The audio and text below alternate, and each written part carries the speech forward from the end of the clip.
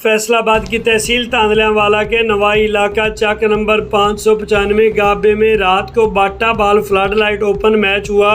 Match के मेहमान खुसूसी Malak Faraz Munir Wattoo, doctor Munir Ahmad Chaddar, Chaudhry Umar Daraz Chaddar, Chaudhry Shaukat Yaad Chaddar, Chaudhry Safdar Nazir Shakir Chaddar, CEO CNA news HD reporter रोज़नामा मेरा कलम, सरप्रस्त आला Rudala road press club Mohammad Rizwan Aajiz, divisional bureau chief metro 1 news, chairman Rudala road press club, chief organizer Chaudhry Aamir Munir Chaddar, Chaudhry Abid नज़ीर, चौधरी आसिम मुनीर, मियाँ जमान, टीम कैप्टन मलक जैद अवान, चौधरी इरफान चद्दड़। दोनों टीमों के दरमियान कांटे का मुकाबला हुआ।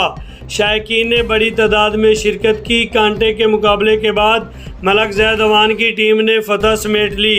जीतने वाली टीम को 20,000 रुपये नकद, सेकंड आने वाली को 10,000 रुपये नकद इनाम दिए गए।